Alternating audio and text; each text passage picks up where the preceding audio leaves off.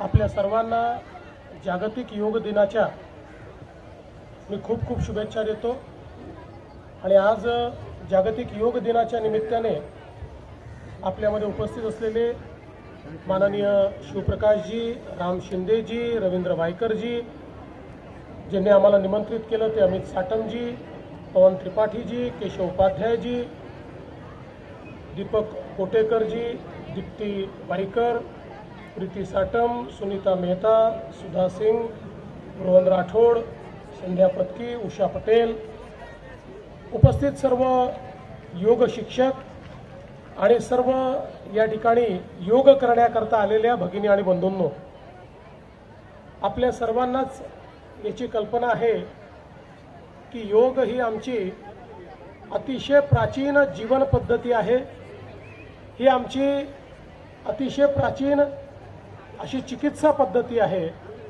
आणि आज संपूर्ण जगाने योग विद्येचं जे काही एक हिलिंग पॉवर आहे ती लक्षात घेऊन आणि माननीय देशाचे प्रधानमंत्री नरेंद्र मोदीजी यांनी ज्यावेळी युनायटेड नेशन्समध्ये हा प्रस्ताव ठेवला की जगाने आंतरराष्ट्रीय योग दिन साजरा केला पाहिजे, युनायटेड नेशन्सच्या इतिहासामध्ये सर्वात कमी दिवसांमध्ये आणि कोणीही विरोध न करता एकमताने पारित झालेला प्रस्ताव म्हणजे जागतिक योग दिनाचा प्रस्ताव आहे।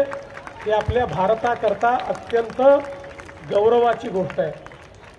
आज आपल्याला कल्पना आहे युनायटेड नेशन्समध्ये योग चालले आहेत, जपानच्या मंदिरातही योग चालले आहेत, चीनमध्ये, युरोपमध्ये, अमेरिकेमध्ये, ऑस्ट्रेलियामध्ये सगळीकडे जागतिक योग दिनाच्या निमित्ताने योगासनं चालली आहेत। आणि आज खरं तर संपूर्ण विश्वात योग विद्येच्या बद्दल, योगासनांच्या बद्दल एक अतिशय मोठं कुतूहल देखील आहे आणि मोठ्या प्रमाणात समाज त्याचा उपयोग देखील करतोय।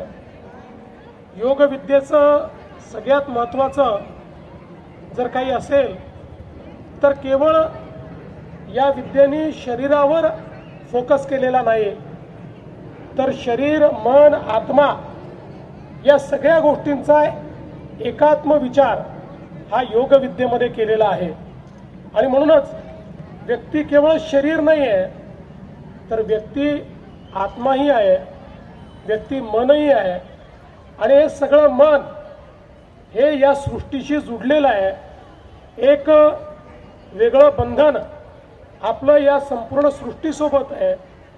योग विद्येच्या माध्यमातून ते बंधन किंवा तो जो कनेक्ट आहे हा आपण रिकनेक्ट करण्याचा प्रयत्न करतो। आणि म्हणून शरीरावर तर त्याचा परिणाम होतोच, पण सर्वाधिक परिणाम आमची जी इंटरनल हिलिंग पॉवर आहे, आमचं जे मन आहे, आमचे जे विचार आहेत याच्यावर त्याचा परिणाम होतो।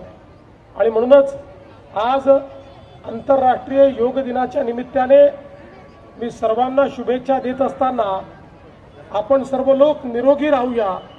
आणि सर्वात महत्त्वाचं, आज आपल्या देशात आणि जगात सर्वाधिक जर आपल्याला त्रास देणारी गोष्ट काही असेल तर ती लाईफस्टाईल डिसीजेस आहेत, नॉन कम्युनिकेबल डिसीजेस आहेत। आणि या लाईफस्टाईल डिसीजवर किंवा नॉन कम्युनिकेबल डिसीजेसवर सर्वात उत्तम आणि रामबाण उपाय हा योग आहे।